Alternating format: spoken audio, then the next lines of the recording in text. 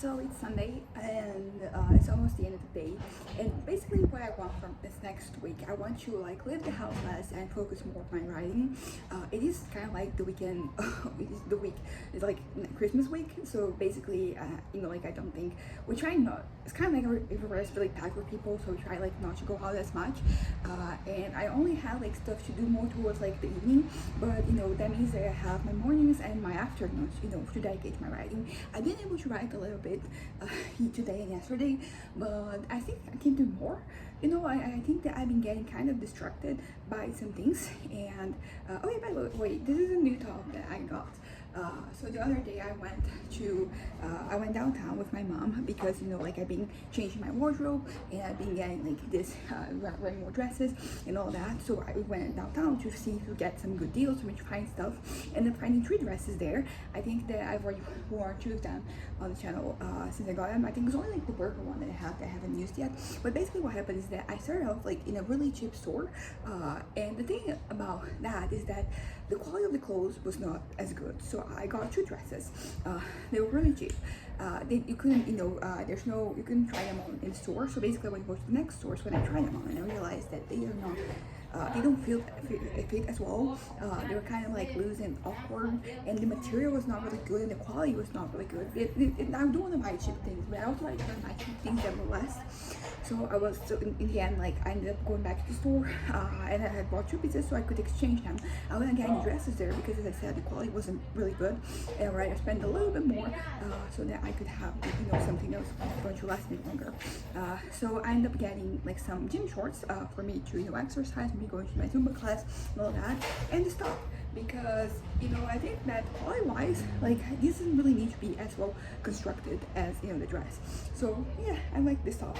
I ended up exchanging it, and then I ended up going on to find like 3 dresses that fit me really well, and that I'm feeling more confident, I gotta say, with like this new like change of style. I think I'm more confident, I am more elegant, I'm happier with myself, like physically, which was something that wasn't really happening before. So overall it's been pretty good for my mental health, for my head. But what I wanted to talk about besides this, and the fact that like I want to be writing more, and because I'm starting to feel a little overwhelmed with like my novel in terms of finishing it, because I feel like I'm like halfway there, but like this other halfway, like it just feels like so undoable and so far away in a way. So like I've been feeling this as I'm like sitting down to write, and I don't really like this feeling because like I don't want to feel overwhelmed because if I'm feeling like that, I usually cannot do anything, and what I need is to do more so that I get closer to finishing this novel. And also it doesn't help that lately like I haven't really been able to get things going, like I haven't really been able to get like a good, like I'm not on the road basically. I haven't been able to get like a good run out of my I like my writing, but as I said today, like I had some good moments yesterday, as well. So I think I just have to find like the right place, which is pretty much what I did. Like I wasn't working on this chapter and nothing was flowing for me, so I decided to go to the next one. And in this one, I've been able to kind of like write a little bit. So yeah, I want to go back to also like the approach that I said, where I try to focus, because that is on one hand can be very helpful for me to just try to finish this chapter before I move on to the next one. But depending on where I am at, like I'm going to get stuck there because I don't have like the inspiration, the ideas, or what have you, to kind of like finish the chapters. Which is why balance is important. I just have to know like when to quit, not to quit, when to stop, and when to move on, basically. Because as I mentioned before, like as long as I am using my time, the free time that I have to write, like it doesn't matter like at the pace I wish I finish, doesn't matter when I finish the novel. I just want to kind of like I want a good run, basically. I want, because writing makes me feel very fulfilled, and also like it really helps me with like the issues I have to deal on a daily basis. Like the things that happen, they're overwhelming and they bother me, that like they're eating me away. Those things that kind of like make my head go to like a bad place. Like writing helps with all of that. So I just need to kind of like find a good pacing to find myself. And basically yeah, so like I want to write more, which I know is pretty generic, and I'm making strategies to kind of like to be able to properly implement that. But right now I am very I don't know, like I'm feeling kind of like okay. I'm kind of like hopeful, but also I'm not creating too many expectations, which I think is might be the best way for you to approach anything, because creating expectations can be hurt. It can get in the way of you making actual progress. But all that being said, what I really wanted to talk about is some of the things that I mentioned that have been eating me away. And in the previous video, I was talking about how my interactions with people, now that I'm like putting myself out there to interact more, it means that I'm facing some new situations, and I'm facing situations that it's not that they're not new to me in general, but they're just new to me, like in this decade, for example. I've been kind of like pushing them away. Like I have been, for many years I've been removing myself from situations where I would be exposed, like to, these very toxic situations. And I'm not trying to add any toxicity to my life, but when you just exist and you're putting yourself out there, you're bound to, find, to kind of like face some situations like this every once in a while. So I really, it's kind of like expected, but I am happy that that I'm dealing with things better. Like these things are coming my way. I think I had an example. I was having a conversation with my dad. We went to visit my grandma, his mom, and then after with that we went, for ice cream. And he was telling me something. And it was just something silly, something. It was kind of bullshit, kind of fake news. It was kind of like a story with like many holes, but because that is also something I've been observing, because sometimes like I don't have the answer right way, so like I know something is wrong and it doesn't make sense, but I need a little while to formulate like my response, to kind of like put my thoughts in order to be able to correctly like assess things. So basically when he said that, I think he didn't mean to say anything to upset me. I think he just thought that by sharing that piece of information that isn't really information, it's an opinion, that would make me feel like more at ease regarding like the world and the end of the world, and like things getting better in a nature way. And it didn't, because I was like, that's bullshit, that's just denial, and this is not helping anything. So basically we were there. I wasn't mad at him, I was just like frustrated. It was like because I couldn't put into words why what he said didn't make any sense. But it was interesting because like he said this as we were leaving my grandma's place, and then when we had ice cream, and then when we were coming back, I finally was able to put my thoughts into words, and he was like, yeah, that's a good point, like that, because sometimes we like overestimate people, the people on top, like they overestimate their abilities, their capacities, like their understanding, their know-how. Sometimes like they're not better or above anyone. It's just that they kind of like had the right things happening to them at the right time.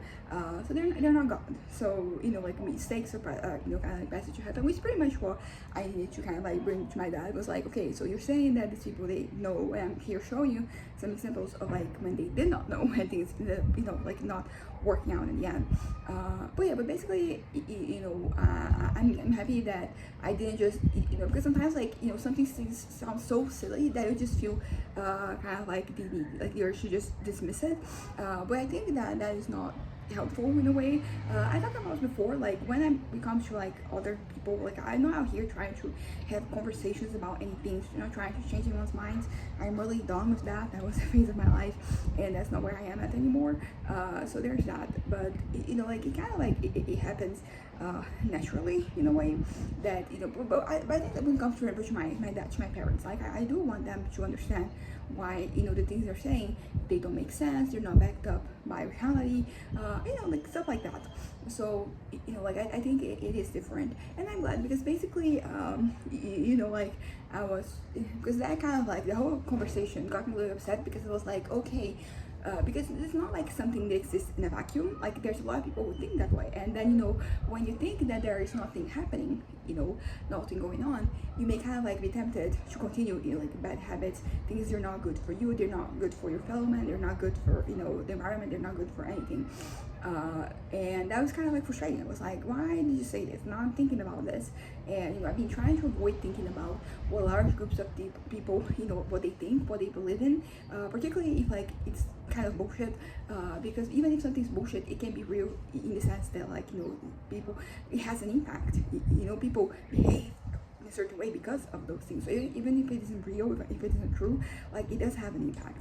And that is the part that I've been trying to avoid. Like I don't want to think about like any movement, any group of people, any idea, ideology, whatever that exists that involve like a whole lot of people buying into that. and that's kind of like what's out this whole thing, that was mentioning the other day of like me feeling exposed, and unsafe. It's just like knowing that people, think a certain way because things they don't exist in a vacuum. So there is strength in numbers. So even if something isn't really real, it's not really bigger. If there's the belief that it is, that impacts the way people behave, the way that people act, like then it is real to some capacity. Which I think is pretty much like the cornerstone of like I guess like how I conciliate. Just like how people are, because like there's this whole thing, because something that came to mind the other day, I was watching this Subway Takes, and it was this woman talking about how like the argument is not necessarily like fundamentalists are like the only religious people, because but for example, to take Christianity, like if you think that somebody is going straight to hell, like wouldn't that make you compelled to kind of like do something? And why I want sure people should be less like that, but it does make sense that like if you kind of like think your buddies are doing something which hell, like you would try to do anything within your power to kind of like change their ways, right? And I was basically and I think that is one of the reasons why, one of the things that made me realize that maybe I didn't really believe in things, because I didn't really feel compelled to kind of like tell anybody what I care about religion. And I think it's because like deep down, like I didn't really think that there was an actual threat, so it didn't feel like something that would that mattered, that would kind of like impact anything. But that's kind of like the talking about. But basically, what I'm saying is the thing about reality. So it's like, for example, the conversation, like, is God real? And the thing is that it doesn't matter whether or not God's real or not.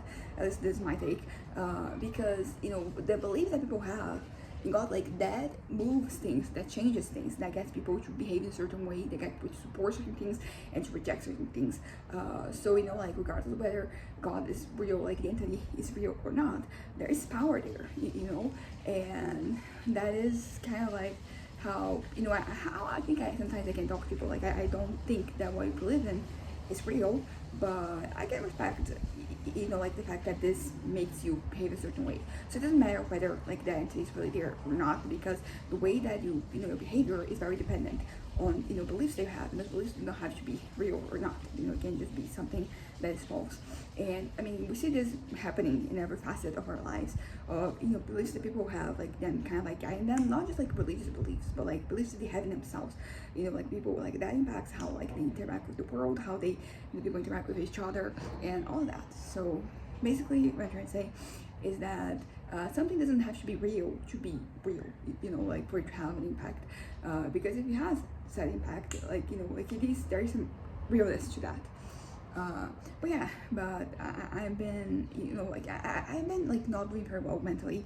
My head, I think I already mentioned this, but like I'm kind of like going back and forth between being okay and not being okay, and I have found like a bad.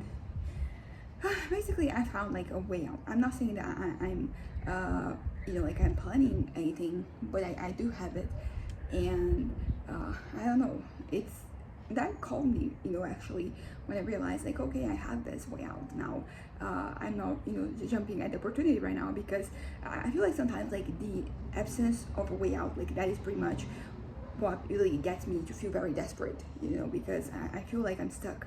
So if I feel like I have like something, as I said, a way out, like it is really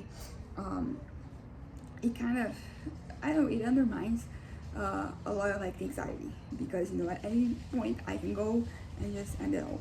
And I know like this is not healthy, this is not good for me, this is not ideal, but it is what I have for today. It's pretty much where I'm at, and like I'm happy. Like right now I'm contented. I'm gonna finish this video and I'm going to go back to my writing, and I'm going to succeed at that. I'm gonna maybe finish this chapter, who knows.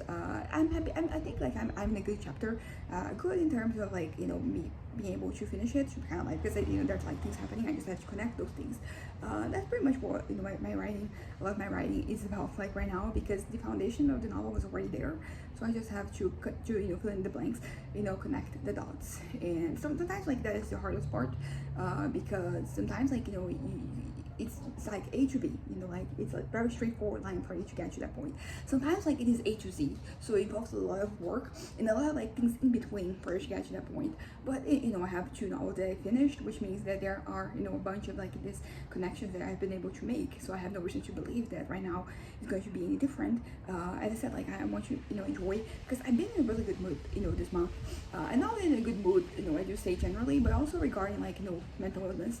I'm pretty stable, and the stability, I was gonna say it comes with a price, but not necessarily. It doesn't have to. I can think that when you get, for example, in manic territory is when like there's really like that, like there is a price to be paid, because yes, I'm doing well, but there's the danger, there are the risks, the risky behavior, the risky behavior that I can have, that can put my life in, sometimes not just yours, because it can put you like your safety at risk. So there's that, but it can also just be something that is bad for you in the long run regarding like your professional life, your social life, your personal life, your mental health, like your well-being.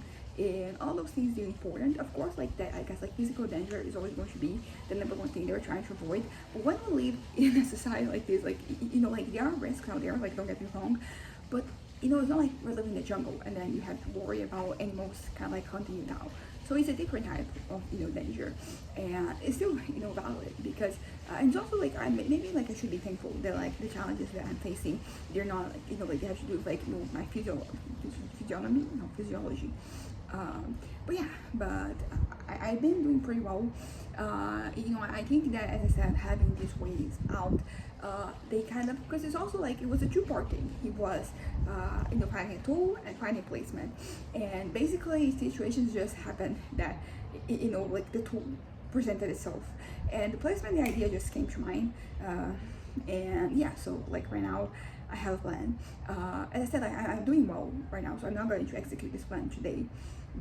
And I know that this is very risky. I understand that. I'm not in denial about the fact that this is an awful way for me to kind of like, this is not a way for me to handle things, because it's very risky, and I'm not really at a point where I'm like sharing the risk. Sometimes like like I feel I'm overwhelmed by my own head, and I'm struggling, and I need help, and I reach out for help. I put myself out there, and I'm like, I don't know, I can't handle this, I can't hold back this these feelings, these thoughts, these ideas back, and I need help.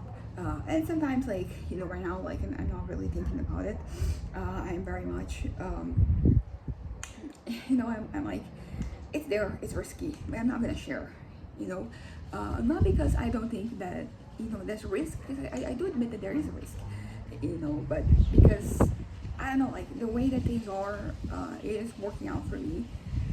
So I don't know, because also like there are things that are coming up in the future.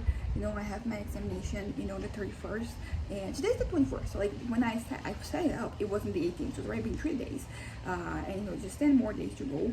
And there's always an anxiety. There's always anxiety whenever I go to one of these examinations. And I will say that these negative thoughts, they have kind of come in handy in a certain way, because because I'm feeling this way, I can talk to like the assessor about them, and because I don't want to lie, I don't want to bullshit my way out of things. I want to be honest, and if like with me, because if I get it, I get it with me being honest. If I don't get it, it's upsetting, but I've been honest. I don't want to lie. So yeah, so it's kind of like weird that I'm having this thought that all of this is happening, because I can share this with the examiner. I said assessor, and I think it works, because the person's going to be assessing me, but it's more for the examiner. And so yeah, I have 10 more days till then, and there's like 10 more days that I have to kind of like make it through life, and I don't believe that I can. I don't think that I'm at risk here. Like there is time. And I'm still okay with the future. I'm still not only okay, I'm kind of like excited about what is coming. And I don't know, we're very close to the end of the year. New year is going to start, and I have high hopes for this next year. I'm not only have high hopes, I'm excited about it, which is something that I haven't really experienced in many years. Because like a new year, it brings forth now like many positive possibilities. When I was younger, it just felt like, oh, I'm getting closer get farther away from my prime. You know, like that's the feeling that I had, that like I'm 1 year older. You know, it's another year where I might fail at, you know, achieving the things I want to achieve. I might fail at, you know, doing anything, at becoming something. And basically that is, I don't know, like those feelings, like those thoughts, like they're present in my head, but I don't feel them. You know, they're not really dragging me down. I'm just like, yeah, maybe next year is going to be disappointing. Maybe X, Y, and Z is going to happen. Maybe things are going to get worse. Maybe, you know, like things socio-economically, politically, like things may, you know, go to shit. That's always a possibility. But you know, regardless, I'm still feeling like I'm still centered. I'm like, I'm going to continue. I'm going to focus on myself, on the things that I'm doing, instead of like getting worked up by, you know, stuff that I can't control. And it is very refreshing because I feel like, you know, these situations, these shifting situations that happen outside of my head, outside of my control, like it's constant exercise that I have to tell myself that I'm safe. Because I mentioned this the other day, like why is that this is making me so why is this so destabilizing, you know, to me? Why am I like this? And I think I really hit, you know, like the nail when I said that, you know, I'm not feeling safe, because that's ultimately the feelings that I have. And whenever, you know, my head goes to shit, whenever, you know, like I start having an episode and like things they start accumulating, you know, on top of me, and I'm just very overwhelmed, it has to do with that. I feel that like things are not going to be okay, specifically because my safety is, you know, is in danger. My safety is at risk. As I said, there is the physical element of, you know, safety, you know, like so, which is something to be taken into account. But like most of the time, I'm not really facing. It's not that I'm not facing danger. It's just that my personal life experience, like I'm being very fortunate, you know, in terms of like having being physical danger. It has happened. I mean, every time that it happened, it was traumatic. But it's like I can think of, you know, things that, like I can count them in my hand. So like, it's been a handful of times. And as I said, some of them were pretty traumatic and they changed the way that I was. But you know, now that I've been able to work through my traumas and like they no longer, you know, like guide the way that, you know, I behave, the way that I do things, I can really, you know, I can say with, you know, confidence that usually, I mean, also, there's also like mania to take into account, because whenever I say this, like I don't feel that I'm like in physical danger, not only right now, but like in general. There's a little bit of maybe like, am I manic? Because that is something that happens a lot when I'm manic. You know, like there's no danger, there's nothing. Like I can take over the world, I can, you know, find somebody who's twice my size and win. You know, like there's no risks because, you know, I'm in charge, basically. So whenever I'm kind of like, yeah, like no physical danger, part of my head is always like, is that mania? But you could argue that like when I am fully manic, I don't have the self-awareness, you know, which is kind of like the case. So yes, right now I don't think that I'm manic, because I'm fully aware that like there are certain things that can happen out there that I would not be in control of those things. I would not be in control of those situations, and I'll probably lose. So right now I'm not manic, as I said. But you know, like the thing about safety, emotional safety, I feel lame talking about it, not gonna lie, because I feel like I'm feeling a bit like a pussy, to be completely honest. I feel like the younger version of myself when I was a teenager would look at me right now talking about this and just be really embarrassed, you know, and ashamed of the person I've become. But it is important for me to talk about it, because it is something that, regardless of whether I acknowledge it or not, is something that impacts me in my life. So there's that. But yeah, but basically, like my emotional safety, what it entices, what does, you know, it involve? And you know, one of the things is something that I have been able to start exploring this, you know, like this past semester, which is projection, which is something that for the longest time I did not want to acknowledge at all. You know, that like I could be rejected, or that I could feel bad for being rejected.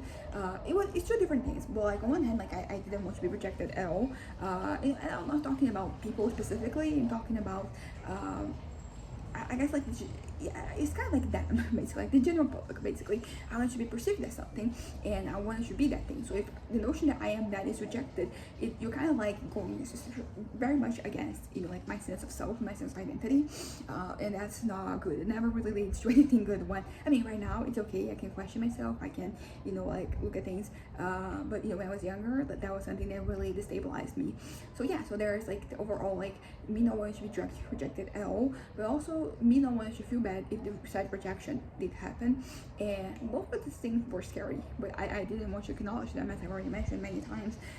So it was kind of like this an uphill battle because I was, it's kind of like I was trying to fight, but I was blindfolded because I was like in denial. So I was kind of like closing my eyes and just, aiming for whatever.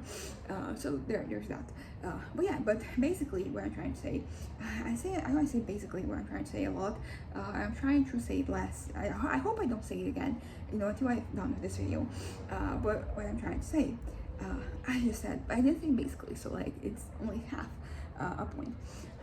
But I was very vulnerable. I was very hurt, and the traumas that I ended up enduring when I was kid and a teenager, young adult, like all those things, they culminated into this very kind of like I was just covered in eggshells. So like the world was like this giant eggshell. I was just walking around and everything was an eggshell, and it was really hard to live because everything hurt me, everything attacked me, everything assaulted me. And even things that are kind of like not directly correlated, because my brain made that connection between like different things, because one thing lets you know that led to the trauma that I had. So I talked about this before. The trauma I had when I was 13, because I'm a person of small stature. I am 5'4", 162, and like I've been historically very unhappy with my height because I was supposed to be about like 5'7", to be honest. At the very least, like my parents are 5'9".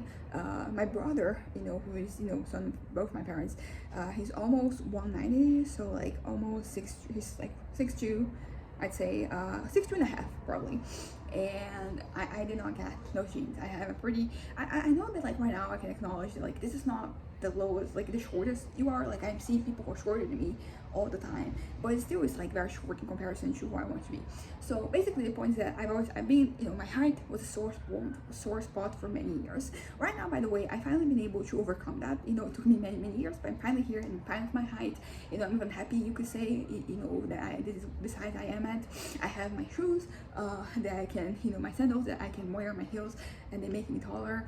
And this is, who I am. But because I was, already, it was already a sore spot for me. And then, you had the situation when I was 13 in which my physical well-being was, I was violated basically, and I was held against my will. So that just made like the thoughts that came many years after that is like, if I'd been stronger, if I'd been taller, if I'd been bigger, if I'd been faster, like that wouldn't have happened. But it did happen, and so that made me very so like any situation that made me feel like I was stuck, even if it was like emotionally stuck, not necessarily like physically stuck, it was something that kind of like brought me a lot of distress. It was something that made me kind of like recoil either or fight. I either try to remove myself from the situation or I would fight back, even if like the other person wasn't really bringing any fight. I was there, I was doing it. And that was something that like therapy kind of like finally helped me like dealing with this trauma. It really changed my life, but it was something that it can be connected with any situation, because if I hear of somebody else that had their movements like limited for whatever reasons, that was something that really hurt, because it reminded me of like that situation. And it reminded me of the situation where some of my shortcomings, I'm putting in parentheses because they're not shortcomings, it's just like this is the way I am, and I have come to love and accept the way that I am, like physically, and at least for the most part there are things that I'm still struggling with, but for, in general, it is happening. But what I wanted to say is that I said I wanted to say again, but I didn't say basically, so it's only half the point. So so that's like listening to stories of like anyone in any context being kind of like restrained or anything like that, or anything, because also something that connected with that is like any attack on your liberty. So it doesn't have to be just like a physical thing. It can be like a right that you have that is being taken away. Like that is the type of thing that also affected me. So yeah, so any situation that I was going through, that somebody else going through, in which there was this this repression, like it made me very uncomfortable, and it kind of like it triggered my fight or flight reflex basically. So that's pretty much what I mean when I was like walking on eggshells, because anything and everything could kind of like trigger something.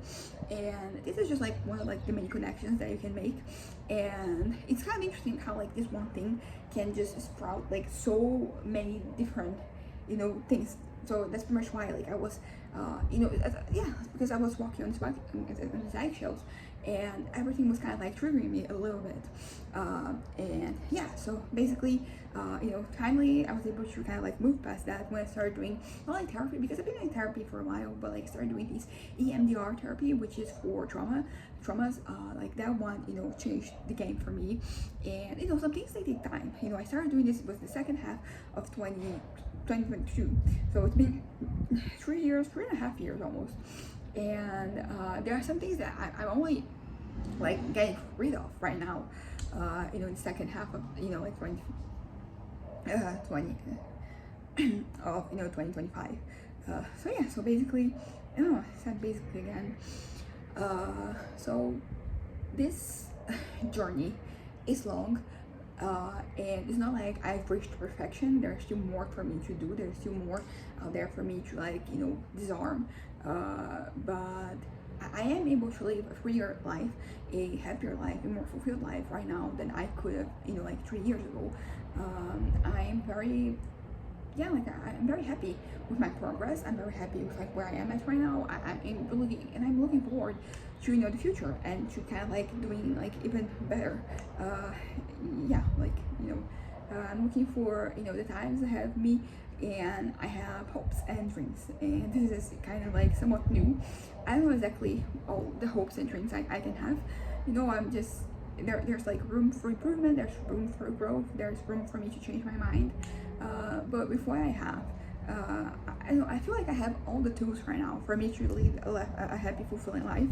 And technically, like, you could argue that I always had the tools, but it's kind of like I knew what those tools were. It's kind of like they were locked away, and I kind of like finally broke the seal, and they're here in my hands. So like it's actually doable. It's not just a possibility, like something for me to look forward to in the future. Because I think that for so many years, the thing I was looking forward to in the future was getting better. Like that was my hope. That was my dream. I didn't think much beyond that. Because I was dealing with a lot of instability.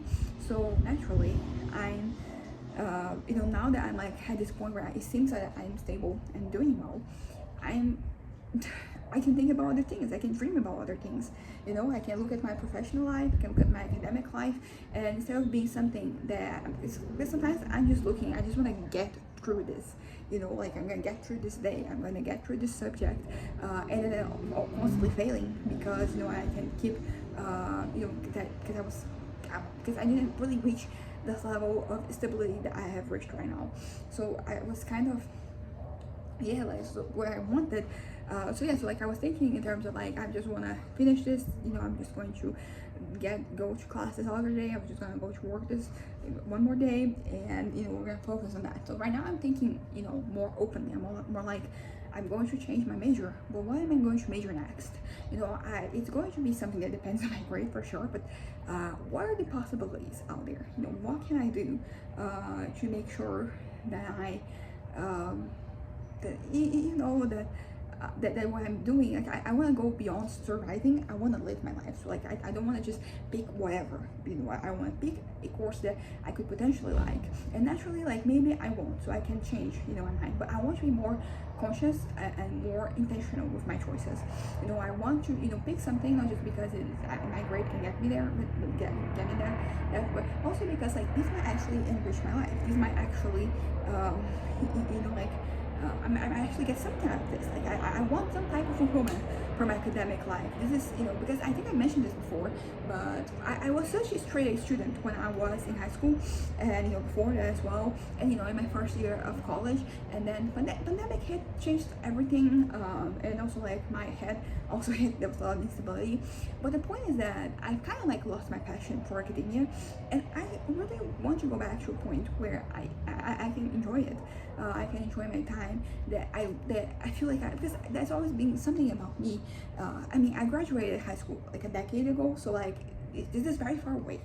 but I actually have this joy with learning. I enjoy going to class. Like I try to, like I have perfect attendance because I went, to every class, to everything, and I enjoy learning. And I was good at it. But I've lost this passion at some point, and I would like to get it back. I would like to go back to love learning. It doesn't have to be only like in an academics context, just like in general.